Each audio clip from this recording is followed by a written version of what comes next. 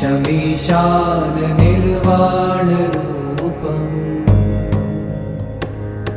विभुं व्यापकं ब्रह्मवेदस्वरूपम्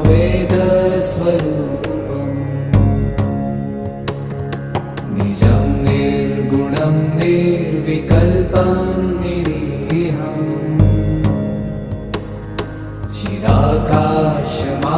चिदाकाशमाकाशवासं भजेऽहम्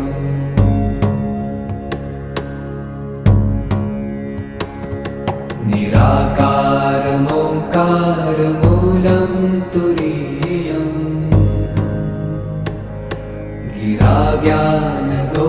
गिराज्ञानगोतीतमीशं गिरीशम् करालं महाकालकालं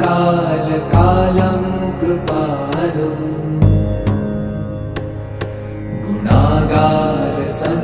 गुणागारसंसारपारं नतोऽहम्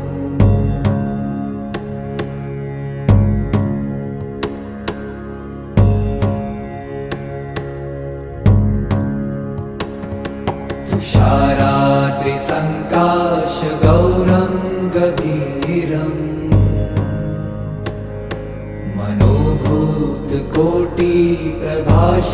मनोभूतकोटिप्रभाश्रीशरीरम् स्फुरन्मौलिकल्लोलिनी चारुगङ्गा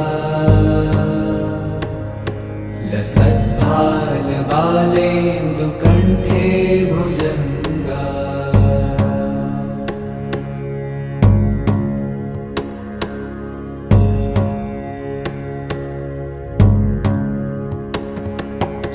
चलत्कुण्डलं भ्रूसुनेत्रं विशालम् प्रसन्नाननं नीलकण्ठं दयालम् मृगाधीशचर्माम्बरं मुण्डमालम् प्रियं शङ्करं सर्वनाथं भजामि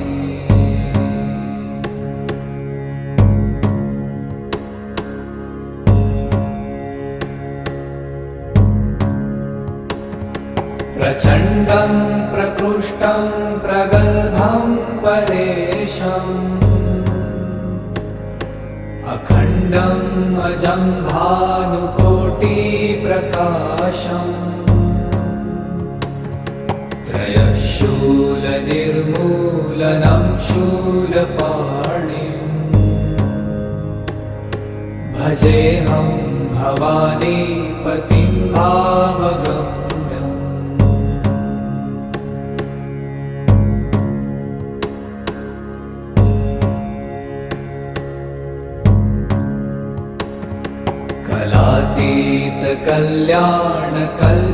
कलातीतकल्याणकल्पान्तकारी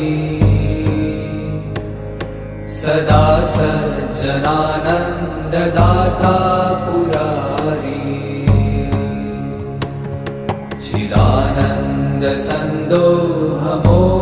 चिदानन्दसन्दोहमोहापहारी प्रसीद प्रसीद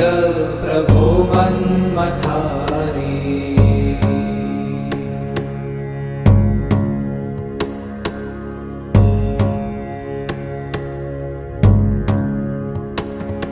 न यावत् उमानाथ पादारविन्दम्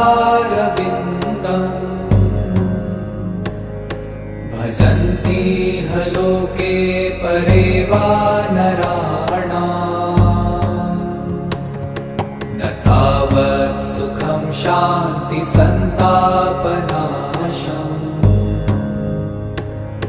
प्रसीद प्रभो सर्वभूताधिवासम्